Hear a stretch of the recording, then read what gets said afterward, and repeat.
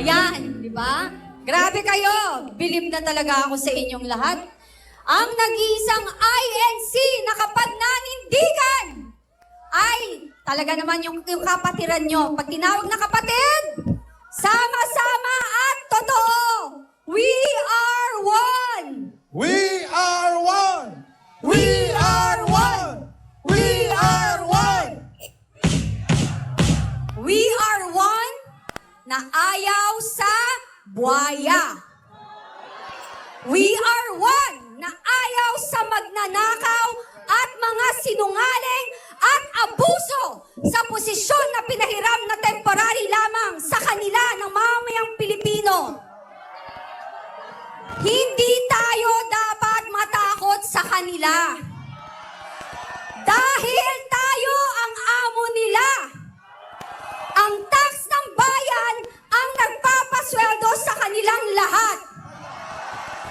Tayo ang inaapi nila samantalang sila natutulog sa mga komportableng bahay, di aircon, kumakain ng masasarap na pagkain. Pero ang mga ordinaryong mamamayang Pilipino, minimum wage earner, hirap na hirap. Magkano isang kilo ng bigas ngayon? 50, di ba? 60. Okay. Magkano minimum wage? 500. Pucha, sorry. sorry guys. Alam ko bawal, pero hindi ka nakakapagpigil eh. So, 500, isipin mo wala pang 10 kilo ng bigas. Di ba? Ano? 635. 95. Let's say 10 kilos. Sa isang kilo, ilan nakakain? 5? 3? Oh my gosh, 3 yung iba. 5? 3. Okay, 3 lang daw. Minimum sa Pilipino, 4 sa isang pamilya. Nanay, tatay, 2 anak. Okay? So imagine ninyo, 1 kilo, 3. Kulang, di ba? Paano pa ang tubig? Pambayad sa tubig. Pambayad sa kuryenteng mahal. Ano yung pambayad sa upa? Pamasahin nyo araw-araw. Pagkain ng bawat empleyado ng mamamayang Pilipino araw-araw. Wala pa doon ang pagkain at saka pagpapaaral, baon, pabaon, and everything. Saan tayo pupulutin? Kangkungan. Hindi nila tayo naiintindihan kasi hindi sila galing sa hirap. Hindi nila nararanasan ang hirap na dinadanas ng ordinaryong mamamayang Pilipino na nagbabayad ng tamang tax kahit hirap na at sila anong ginagawa? Anong ginagawa? Ninanakaw.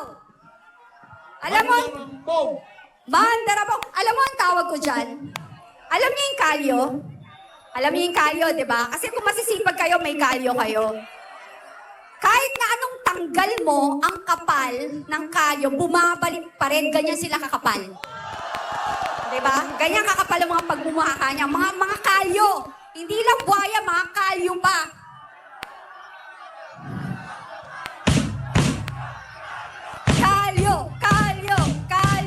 Kalyo.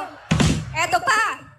Eto naman mga mainstream media ngayon, ang sabi nila, yung mga bayaran dyan, okay, na mga mainstream media kayo, mahiya kayo, sabi nyo, wala ng tao at kukunti ang tao dito sa EDSA. Nuknukan kayo na sinungaling. Sinungaling kayo. Sa mga gumagawa ng issue sa rally dito ng INC sa EDSA, inggit kayo kasi hindi nyo kayang manindigan. Naninindigan kayo sa personal nyong interes. Sisiraan nyo, ang dami nyong page pinagagawa sa Facebook. Inaano ba kayo ng INC? Kinakalaban nga nila, mga magnanakaw eh. Kayo, kakampi ba kayo ng magnanakaw kaya nyo tinitira ang INC? Ganun lang! Lahat nag-i-issue dito, sa rally dito sa EDSA, kakampi kayo ng mga magnanakaw at nakinabang kayo sa maleta! Makapal na kalyo kayo, kakapal nyo! Kalyo! Diba? Ibang level, no? Alam mo, kakagulat eh. Actually, hindi nakakagulat. Normal na sa kanila, ilan witness ang lumabas. Lahat kapag hindi pabor sa kanila, dinidimanda, pinapasama, kinukulong. Lantaran ang kawalang hiyaan na pinagtatakpan ang pagnanakaw sa gobyerno. Sila lahat damay. Alam mo, ang Diyos marunong. Paulit-ulit ko to sinasabi. Ang karma, hindi mo alam saan tatama. Minsan, doon sa hindi mo inaasahan. Sa anak mo, sa mahal mo sa buhay, o sa sarili mong kabuhayan. Lunod na tayo sa kasinungalingan! Lunod na tayo sa utang! Kung hindi sa OFW, recession na tayo! Wala na lahat ng trabaho. Bakit wala pong investor sa Pilipinas? Ang taas ng kuryente. Pag nagtayo ka ng factory, kuryente ang mahal, di ba? Di ba? Oh, di ba? Bulok ang politika natin.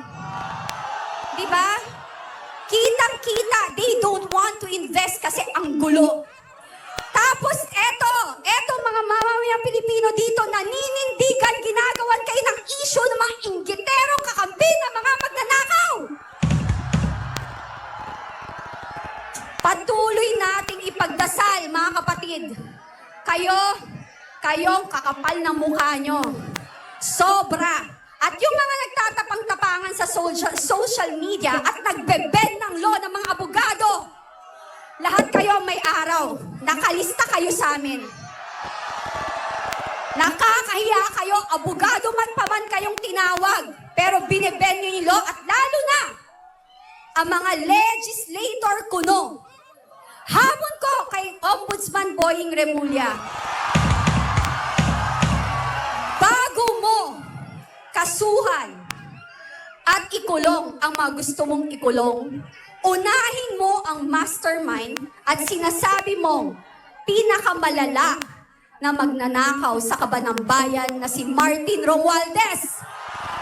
Siya ang unahin nyo.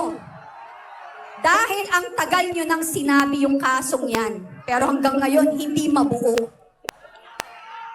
Brad ba? Saya, no? Maraming salamat at patuloy tayong magdasal para sa bayan.